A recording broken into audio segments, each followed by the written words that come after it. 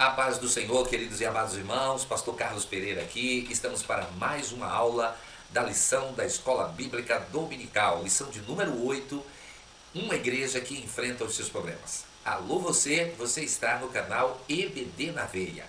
Você é o meu convidado para mais uma aula da lição da Escola Bíblica Dominical. Eu sou o Pastor Carlos Pereira e para mim é um prazer estar com você aqui para mais uma aula. Aqui nesse canal nós compartilhamos com você os ensinamentos sólidos da Palavra de Deus baseados nas lições da Escola Bíblica Dominical da Casa Publicadora da nossa Assembleia de Deus, ok? E a lição desse trimestre é a Igreja em Jerusalém. E hoje nós temos uma lição maravilhosa, uma lição esclarecedora, uma lição consciente, porque nós estamos tratando de uma igreja que enfrenta os seus problemas. Acredite você, a primeira igreja, a igreja primitiva, a igreja cheia do poder, a igreja que Jesus operava, curava, fazia milagres, ela também tinha os seus problemas. E aqui nós vamos focar esse problema de hoje, ok? Que é um problema que envolve também o crescimento da igreja.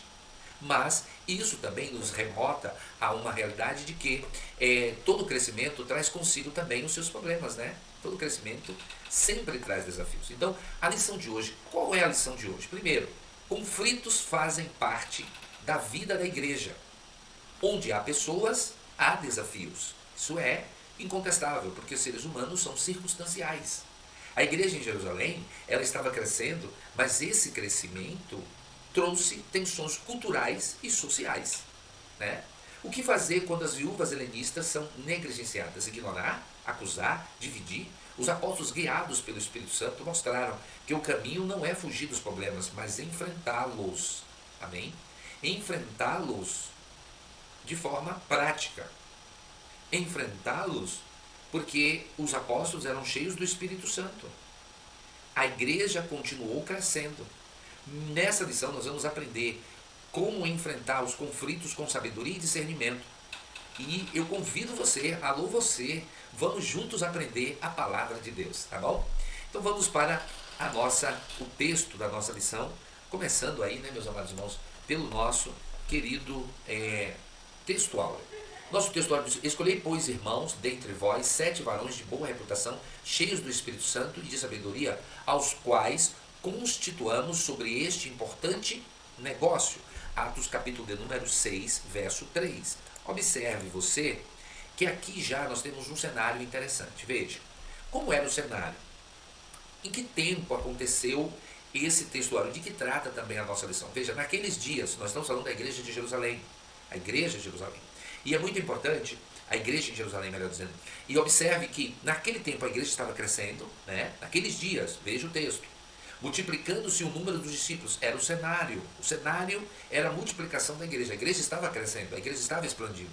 E observe bem, houve uma murmuração dos helenistas contra os hebreus. Esse foi o conflito. Qual era o motivo do conflito? Porque as viúvas deles estavam sendo esquecidas na distribuição diária. Ok? Aí qual foi a resposta dos apóstolos? Então os 12 convocaram a comunidade dos discípulos e disseram: olha, aí vem o princípio norteador. Não é razoável que nós abandonemos a palavra de Deus para servir às mesas. Porque aqui era uma questão de distribuição de recursos, ok? Aqui era uma questão que envolve o serviço social da igreja. Veja o quanto era necessário e importante o serviço social da igreja. Veja, a instrução. O que os apóstolos disseram? Portanto, irmãos, escolha entre vocês 7 homens. 7 homens. 7 homens. Foram escolhidos 7 homens. E aí, a função delegada, o requisito da escolha: de boa reputação, cheios do Espírito e de sabedoria. Eram 3 requisitos: de boa reputação, cheio do Espírito e de sabedoria. A função delegada: aos quais encarregaremos desse serviço. E a prioridade dos apóstolos: quanto a nós, nos consagraremos à oração e ao ministério da palavra. Tem irmãos que acham que o pastor tem que ser evangelista, diácono, presbítero, auxiliar, porteiro, arrecadador de oferta, professor da escola dominical. Meu irmão, biblicamente, do ponto de vista bíblico, não. Existem pessoas que podem estar ajudando e sendo também um apoio, ok? Muita gente que acha que o pastor tem que ter todas essas qualidades, tem que saber de tudo, tem que evangelizar, tem que ir para a rua, tem que entregar folheto. O pastor pode fazer tudo isso. Ele só não pode ser um super-homem e as pessoas acham que ele é um super-homem, que ele não pode descansar. E observe, aqui você observa a divisão do trabalho. Né? A divisão do trabalho, o quanto é importante. A resposta da igreja: o parecer agradou a todos. Observe, os nomes escolhidos: escolheram Estevão, homem cheio de fé e do Espírito Santo, também Filipe, Procoro, Nicanor, Timão, Parmenas e Nicolau, prosélito de Antioquia. Qual foi o comissionamento? Apresentaram-nos diante dos apóstolos. Como se fez? Que orando, como se fez? Lhes impuseram as mãos. E o resultado? E crescia a palavra de Deus. E o desdobramento disso, e em Jerusalém o número de discípulos se multiplicavam muito. E também muitos sacerdotes obedeciam à fé. Que maravilhoso o quanto uma ação da igreja fez com que isso acontecesse, e o crescimento da igreja continuou. A igreja continuou crescendo. Vamos então para a nossa verdade prática. Uma igreja cheia da sabedoria do Espírito, ela age sabiamente para resolver conflitos de relacionamentos. Né? Ela não deixa passar, ela resolve. Portanto, uma igreja que realmente ela é cheia do Espírito, cheia de sabedoria, ela age para resolver os conflitos. Agora nós temos a nossa leitura bíblica em classe em Atos, capítulo de número 6, versículos de 1 a 7. Portanto, vamos fazer a leitura, né, desse texto maravilhoso que está em Atos, capítulo 6, versículos de 1 a 7. Vamos então para a leitura bíblica em classe. Ora, naqueles dias, crescendo o número dos discípulos, houve uma murmuração dos gregos contra os hebreus, portanto os helenitas, porque as suas viúvas eram desprezadas no ministério cotidiano, ou seja, no partir do pão, né? Vamos dizer assim, ali, no serviço, né, de ação social ali da igreja. E os 12, convocando a multidão, disseram: não é razoável que nós deixemos a palavra de Deus e sirvamos às mesas. Escolhei, pois, irmãos, dentre vós, 7 varões de boa reputação, cheios do Espírito Santo e de sabedoria, aos quais constituamos sobre esse importante negócio.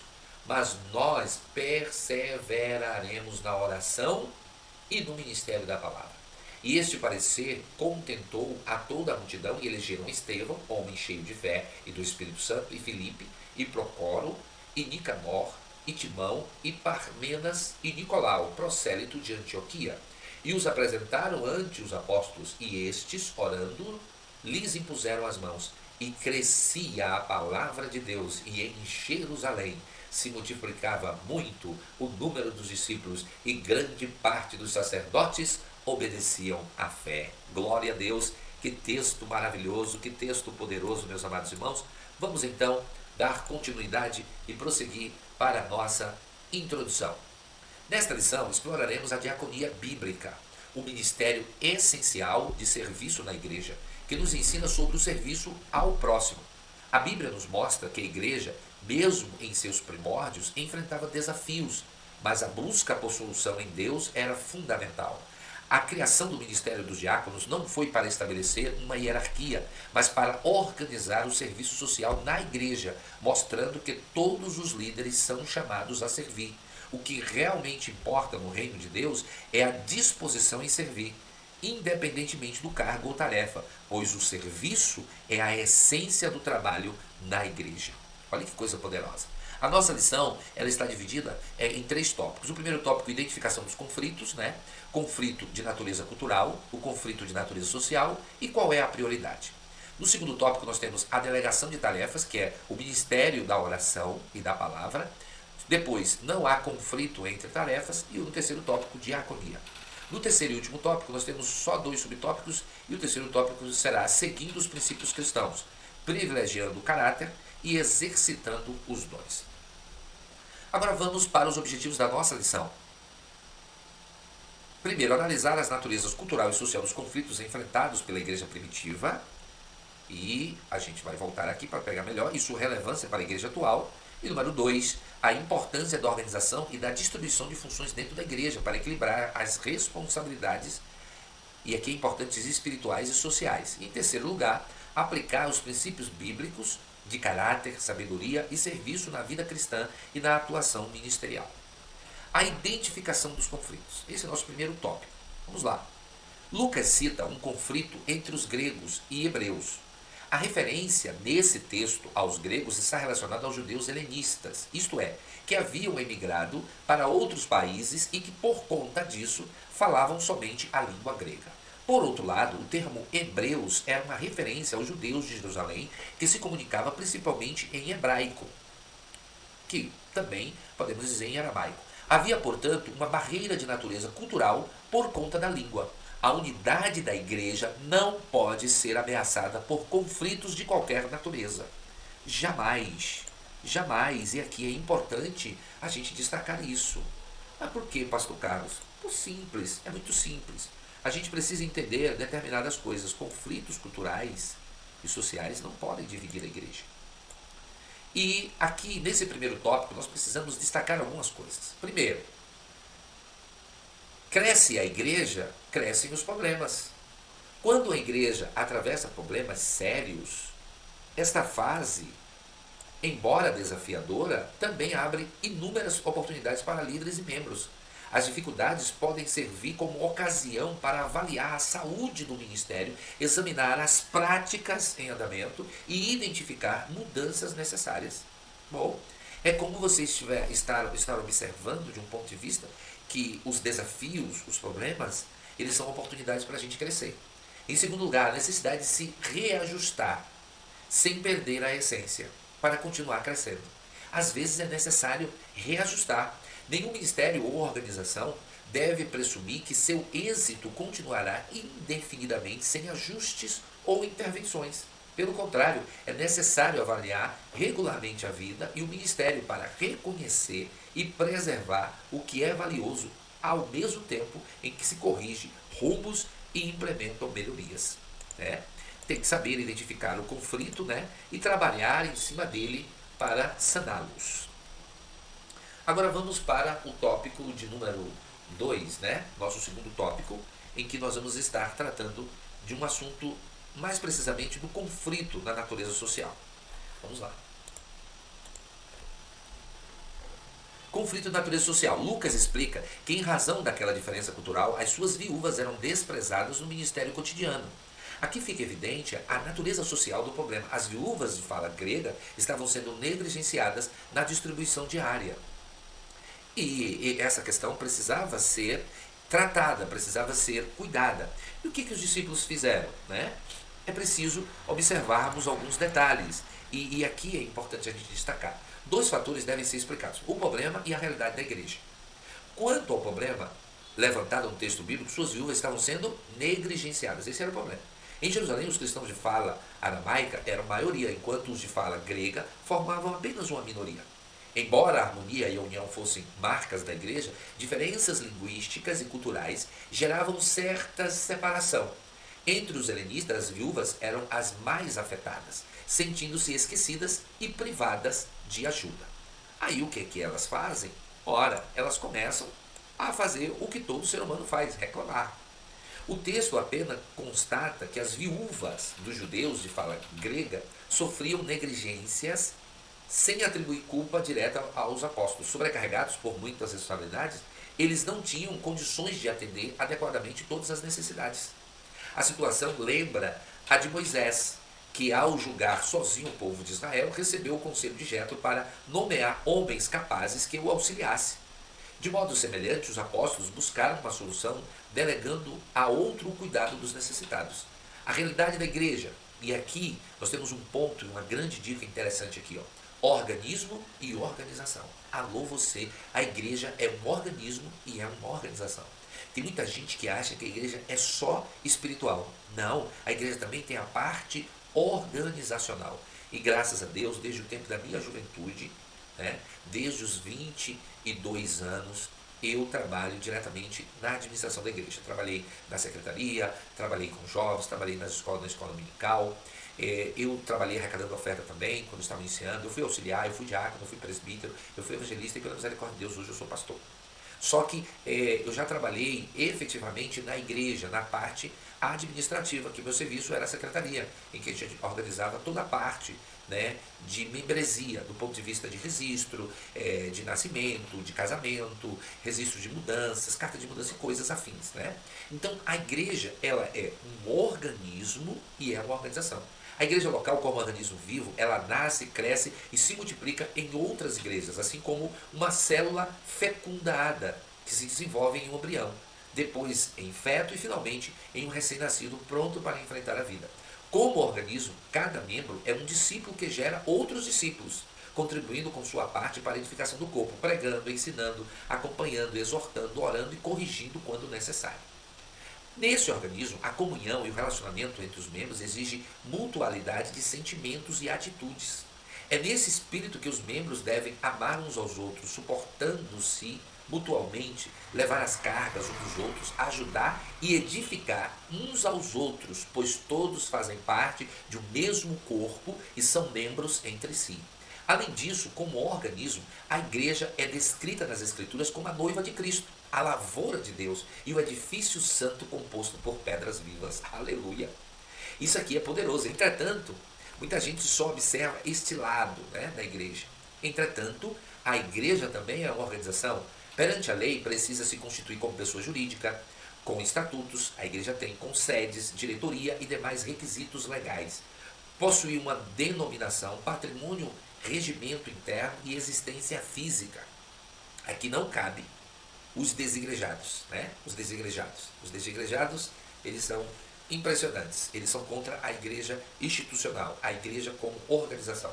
Assim, a igreja é ao mesmo tempo um organismo vivo que cresce e frutifica e também uma organização estruturada que cumpre suas responsabilidades diante de Deus e dos homens. Aí nós temos aqui as implicações. As viúvas helenistas estavam sendo negligenciadas. Isso não significa que havia má intenção, mas mostra que a estrutura de cuidado da igreja primitiva não era perfeita. E nenhuma igreja, por mais piedosa ou doutrinariamente correta que seja, está imune a falhas humanas. Para os membros, ao identificar uma falha na igreja, a postura deve ser madura, buscando diálogo, não a murmuração. O que, no primeiro momento, que as pessoas pegam logo o caminho é de murmurar, de criticar. E, na verdade, pessoas que se preocupam com a igreja, elas dão sugestão. Troque a murmuração pela sugestão. Agora, aprenda a sugerir.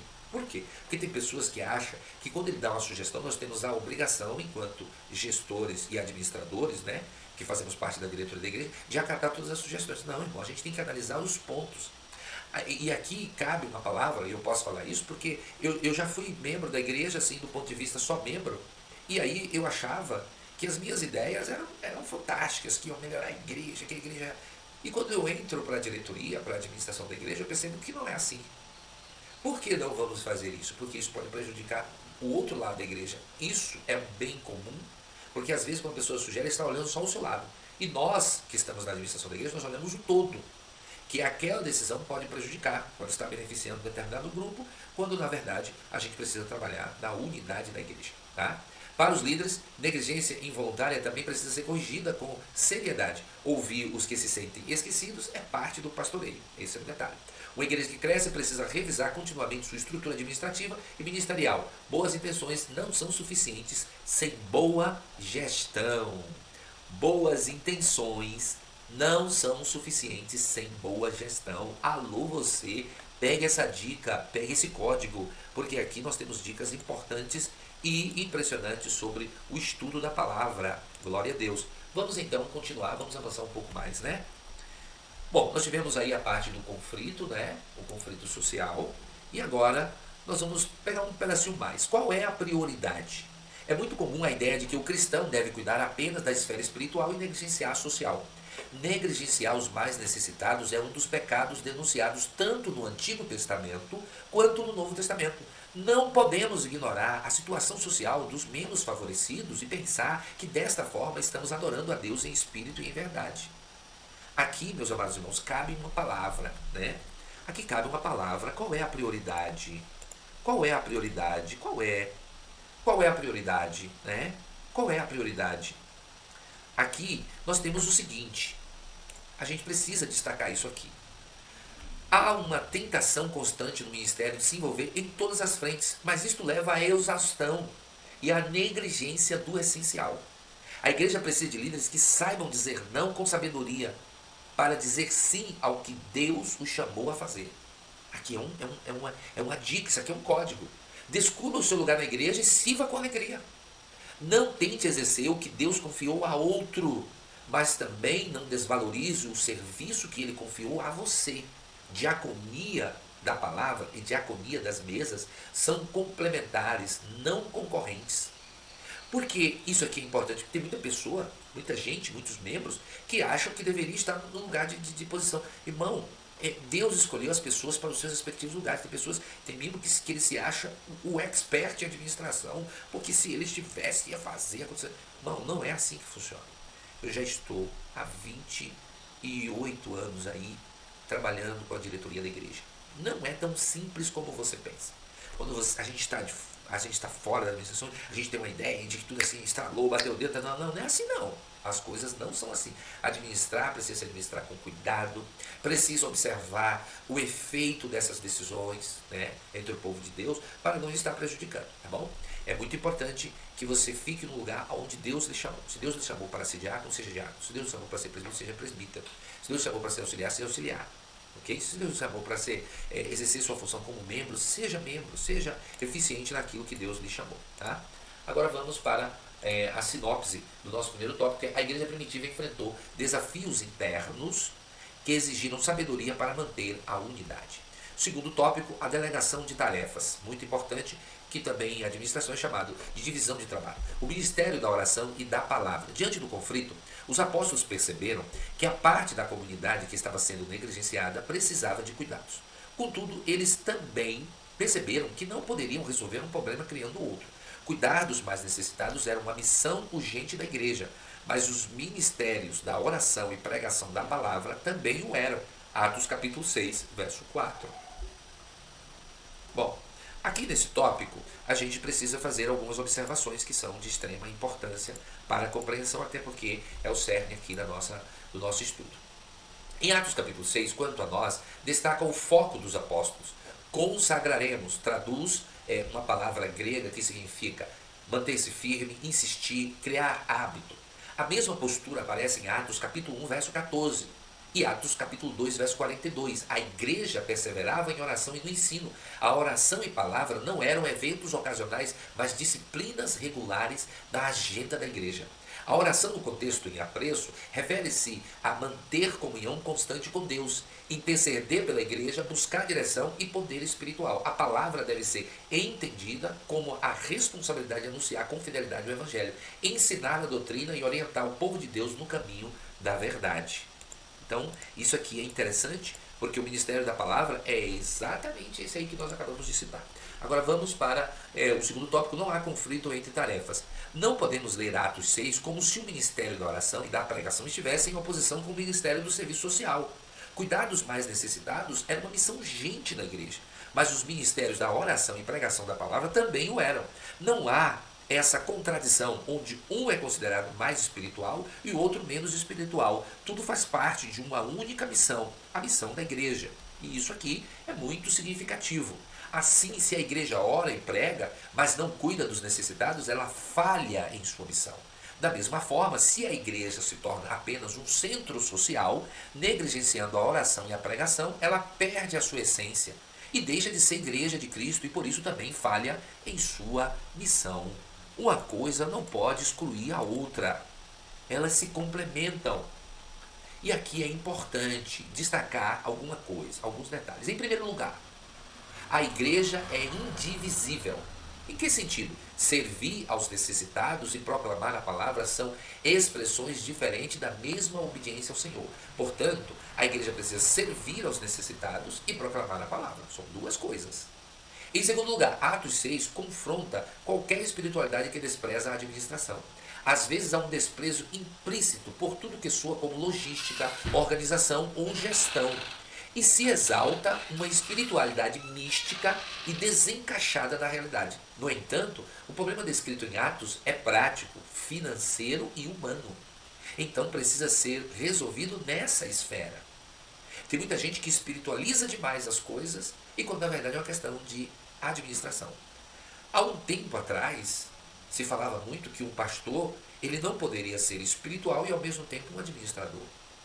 Como o contrário também, um pastor não poderia ser um excelente administrador e ao mesmo tempo espiritual. A boa informação é que esta era uma mera teoria, era um mero conceito. Porque as duas coisas existem, essas duas qualidades, espiritual e administrativo, existem como na igreja em Jerusalém. Eles eram espirituais, os milagres estavam acontecendo, mas os problemas também estavam acontecendo e precisavam ser resolvidos na esfera administrativa. Tem muita gente que acha que a coisa é. E aí, tem muitas pessoas que pensam assim, que as coisas na igreja só são resolvidas na esfera espiritual. Não, a igreja é espiritual. Existem assuntos que são meramente espirituais, mas existem outros assuntos que são meramente administrativos. Então, é por isso que há uma administração, e quando o administrador da igreja ele toma iniciativas administrativas, o irmão acha que o pastor não é espiritual, que o pastor não é homem de Deus, que o pastor está pensando só no dinheiro, que está pensando só na organização, que está pensando só na logística. Não! Existem questões que são de áreas administrativas. Não?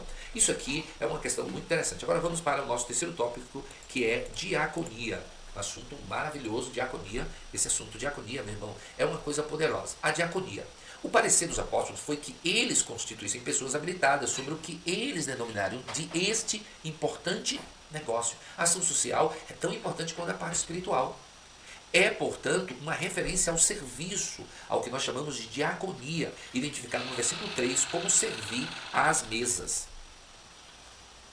A diaconia era vista pelos apóstolos como um importante negócio, ou seja, algo necessário à igreja. Esse entendimento apostólico contradiz o que muitos pensam atualmente a respeito do serviço da diaconia. Infelizmente, aos que enxergam o diácono como um obreiro de classe inferior. Meus irmãos, Deus irá nos recompensar pelo nosso serviço. Por isso que haverá divergências entre galardões. Mas como é que vai ser divergência? O diácono vai receber um galardão maior que o de um pastor? Sim, isso é simplesmente possível.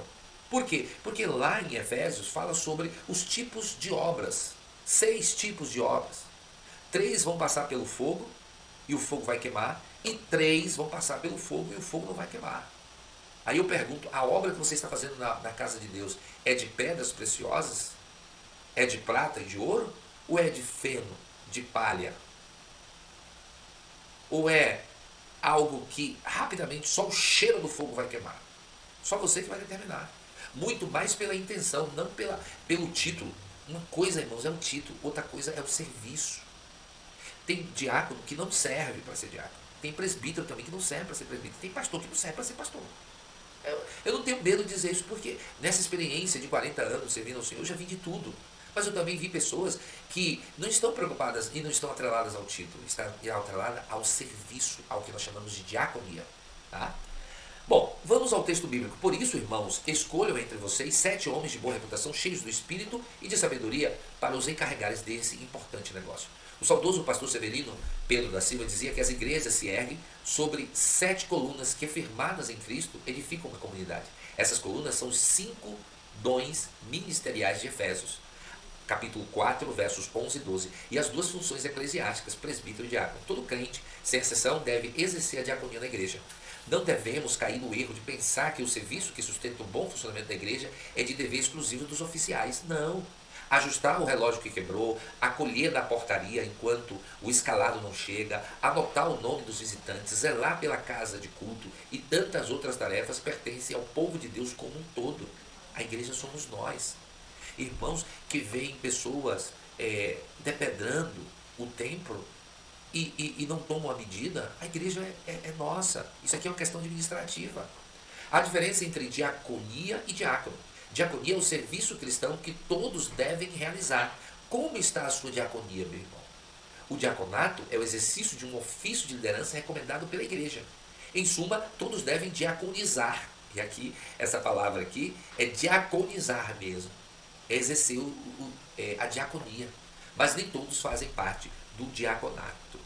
Vamos então para o nosso terceiro e último tópico, que é, evidentemente, agora a nossa síntese, né? Depois da nossa síntese desse segundo tópico, que é o quê? Os apóstolos instituíram diáconos para equilibrar o ministério da pregação da palavra e da oração e do serviço social. Nosso terceiro e último tópico, seguindo os princípios cristãos. Privilegiando o caráter.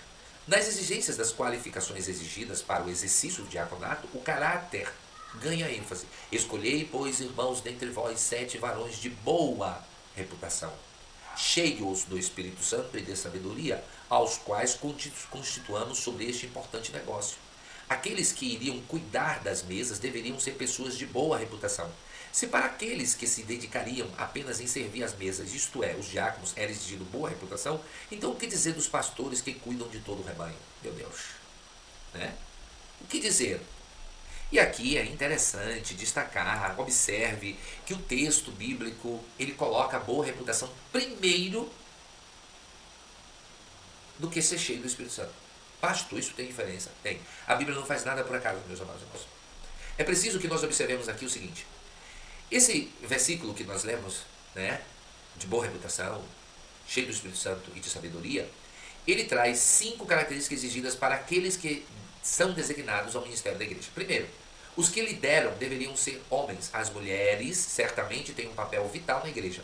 Na igreja primitiva, mulheres como Dorcas, Lídia, Febe, Priscila e as filhas de Filipe foram grandemente usadas por Deus. No entanto, o plano divino para a liderança da igreja é que os homens assumam os papéis de direção. Segundo, a segunda exigência é que fossem do meio de vós. E isto indica mais do que o óbvio.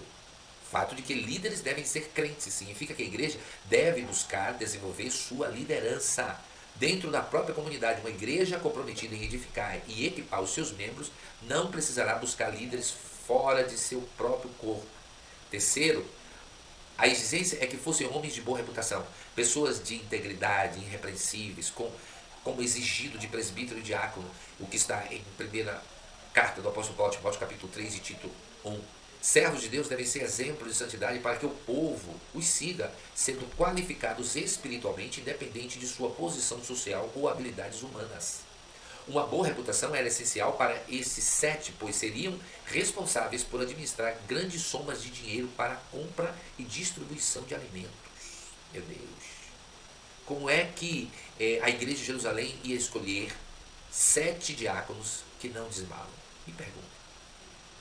Irmão, e aqui eu quero que você preste bem atenção no que eu vou dizer aqui. O dinheiro fala mais sobre você do que você imagina. A avareza, ela está relacionada ao amor excessivo ao dinheiro. Eu tenho um canal, agora, que eu acabei de abrir, na semana passada, é Educação Financeira à Luz da Bíblia. E eu vou estar falando sobre a avareza. Nós estaremos falando sobre a avareza. Vai descobrir que quando você não dá o dízimo, não é porque Deus vai ficar pobre, a igreja vai falir, não. Esquece isso. Esquece esse pensamento. O pastor não vai poder comprar carro. Esquece isso. Existe uma razão por que você não dá o dízimo. Ok? Existe uma razão. E essa razão pode estar dentro de você. Avareza.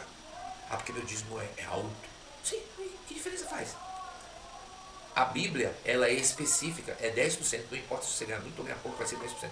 Mas eu ganho pouco, eu não vou dar dízimo. É outra questão, tá? A quinta, ou melhor, a quarta exigência é que fossem cheios do Espírito Santo. Homens totalmente rendidos ao controle do Espírito em todas as áreas da vida. Estevão e Barnabé exemplificam essa característica. A quinta exigência é que possuíssem sabedoria, conhecimento bíblico e teológico, aliado à capacidade prática de aplicar a verdade às situações diárias. Precisavam ser homens de juízo equilibrado e justo. Descreve, e quando você vai para primeiro Crônicas 12:32, descreve livros sábios em Israel, como homens que sabiam discernir o tempo para saber o que Israel devia fazer. É desse tipo de homens que Deus se serve para liderar a sua igreja. Glória a Deus. Vamos agora para o nosso segundo tópico, que é exercendo os dons. Vamos lá, para exercendo os dons. Bom, exercendo os dons. Pulou um pouquinho aqui, voltemos. Exercendo os dons. Essas pessoas encarregadas da diaconia da igreja, além da exigência de boa reputação, deviam ser cheias do Espírito Santo e de sabedoria. Defender a boa ortodoxia, isto é, a doutrina correta, era importante, mas incompleto. Era necessário que essas pessoas também fossem cheias do Espírito Santo e de sabedoria. Meus irmãos, existe uma diferença entre conhecimento e sabedoria. O conhecimento você busca através do estudo, e a sabedoria você adquire observando. Uma coisa é você ter o conhecimento sobre algo, e outra coisa é você saber como usar esse conhecimento. Isso é sabedoria. Okay? Há uma diferença significativa entre uma coisa e outra. Então, precisamos destacar algo aqui quando nós estamos falando sobre exercitando os dons. Bom, como pentecostais, valorizamos profundamente a experiência com Deus e a manifestação dos dons espirituais. No entanto, Não podemos permitir que essa experiência seja divorciada de uma fé sólida e de um ensino fiel às Escrituras. A verdadeira liderança espiritual mantém a chama acesa, mas também preserva a sã doutrina como fundamento inegociável. Busque diariamente a plenitude do Espírito para servir. Não se contente em servir apenas com habilidade ou boa vontade. Não, apenas isso. Ore, consagre-se e dependa do Espírito Santo para que o seu serviço seja mais do que esforço humano e tenha efeito eterno. Os dons são para edificar, não para se promover. Alô você. Quando o Espírito concede um dom a alguém, ele o faz para o bem da igreja. Sirva de forma humilde, deixando que Cristo seja exaltado. Glória ao nome de Jesus. Isso aqui é muito importante. Quantas pessoas que por terem os dons subestimam as outras pessoas, né? Isso não é bíblico, isso não é saudável e isso só causa disputas e comparações. A sinopse do terceiro tópico é: a escolha dos diáconos seguiu critérios espirituais, destacando caráter, fé, compromisso cristão e fervor espiritual. Agora nós chegamos à nossa conclusão. Aprendemos nessa lição a importância do serviço cristão. A igreja espiritual é também social. Devemos nos dedicar tanto ao ministério da oração e pregação, como também à assistência aos mais necessitados. A igreja que cuida da alma também deve cuidar do corpo. Deus não é glorificado na desgraça de ninguém. Se há um necessitado em nosso meio, e devemos considerar os princípios bíblicos ensinados nessa passagem das Escrituras para alcançá-lo. Assim a igreja cresce como igreja de Deus e o Senhor é glorificado. Que Deus abençoe você, que Deus abençoe a sua família. Aqui nós estamos chegando ao final de mais uma aula, né? Se inscreva aí no nosso canal, né? Deixe o seu joinha, não se esqueça. E nós estamos aqui para convidar você a conhecer o nosso canal, né? Educação Financeira à Luz da Bíblia. Eu vou estar tratando assuntos baseados em livros, com base na palavra, ok? Fazendo a correlação com a palavra de Deus. Isso é muito importante, é muito significativo. E a gente vai buscar a base bíblica para alguns princípios para uma boa gestão financeira, para um crescimento financeiro, né? Eu estou em busca disso porque eu percebi que, acima de tudo, você tem o lado espiritual, mas também você tem o lado social. E o homem hoje, ele é um homem social, ele é um homem espiritual, ele é um homem, podemos assim também, tem a sua questão política e tem a sua questão financeira também. E eu tenho que afirmar a você que 70% dos casamentos, dos problemas entre casais, está na área financeira. Então, venha para esse canal, tá? Eu vou deixar o link para que você se inscreva na descrição desse vídeo. Que Deus abençoe você e que Deus abençoe a sua família. E até a próxima aula, em nome de Jesus.